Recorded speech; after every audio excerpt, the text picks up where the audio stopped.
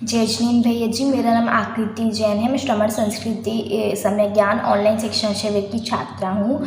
आज मैं आपको तत्व के बारे में बताऊंगी। तो तत्व को जानने से पहले हम मंगलाचरण करते हैं। नमो अरिहंताणम, नमो सिद्धाणम, नमो अरियाणम, नमो वज्रायाणम, नमो लोय सव्यसाउडम। देवादिदेव श्री 1008 श्री आदिनाथ भगवान की जय। मूलनायक श्री पार्श्वनाथ भगवान की जय। आचार्य गुरुवर श्री विद्यासागर जी महाराज की जय।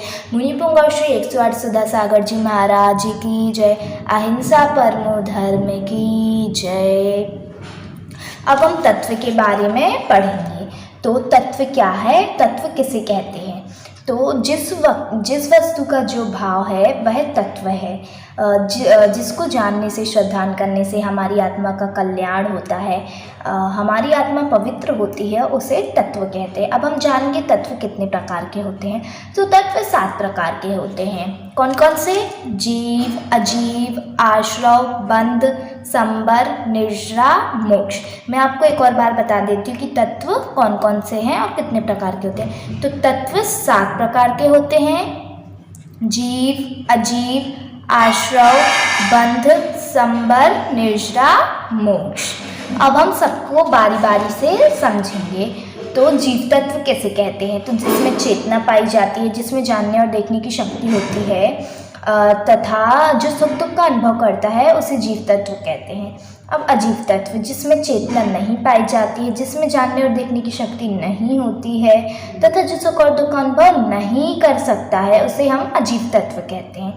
अब आश्रव, आश्रव तत्व किसे कहते हैं? तो कर्मों के आने के द्वार को आश्रव कहते हैं। आश्रव किसे कहते हैं? कर्मों के आने के द्वार को आश्रव कहते हैं।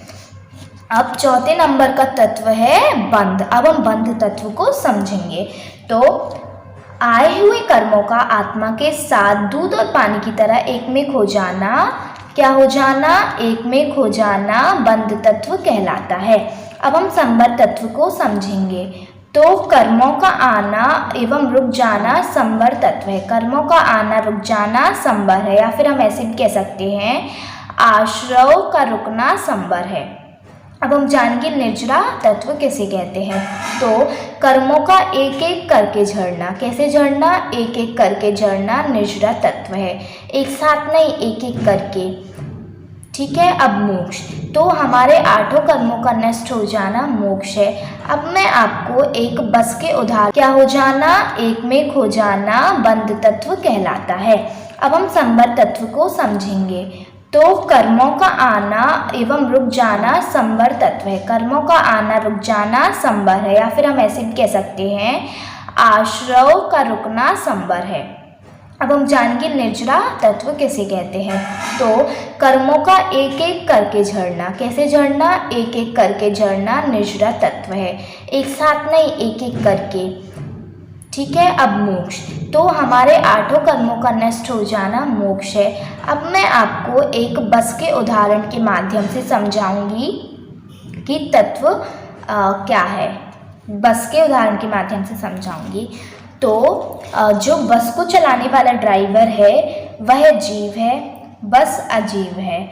और उसमें जो यात्री, उसमें जो लोग आ रहे हैं बस में एक एक करके, उसमें जो सवारियां चढ़ रही हैं वो क्या है? वो आश्रव है। अब बंध, उसमें जो लोग आ रहे हैं वो अपनी सीट में बारी बारी बैठ रहे हैं एक एक करके, वो क्या है? वो बंध है। अब सब लोग बस में सीट में बैठ गए तो वो क्या है? बंद है। अब ड्राइवर ने कहा बस फुल हो गई है, बस के दरवाजे गेट को बंद कर दो, तो वो क्या हो गया? संवर। अब एक एक कर बस स्टॉप पे रुकती है जहाँ पे लोगों को उतरना होता है। तो अब सब लोग एक एक करके उतर रहे हैं, वो क्या है? निर्जरा। और जब बस पूरी खाली हो गई, सब यात्री उसमें से उतर गए, तो वो क्या है? मोक्ष। तो इस प्रकार से आज हमने जाना कि तत्व किसे कहते हैं। अब मैं आपको पदार्थ और बता देती हूँ। तो पदार्थ किसे कहते हैं? तो जो ये 7 तत्व है ना, उन 7 तत्वों में 2 चीज़ें और मिला दो तो पदार्थ बनता है। पहला पुण्य और दूसरा पाप। अब हम जानेंगे पुण्य किसे कहते हैं। पुण्य कैसे कहते हैं, तो जिसमें हमें अभीष्ट वस्तु की प्राप्ति हो जाए, सुखदायक वस्तु की प्राप्ति हो जाए, मतलब हम जैसा सोच रहे हैं, जैसी हमारी इच्छा है उस वस्तु की प्राप्ति हो जाए, तो वह पुण्य है। जैसे कि आज हमने सोचा कि हमें भगवान के दर्शन प्राप्त हो जाए और हमें भगवान के दर्शन प्राप्त हो गए, तो वो क्या है, वो पुण्य है।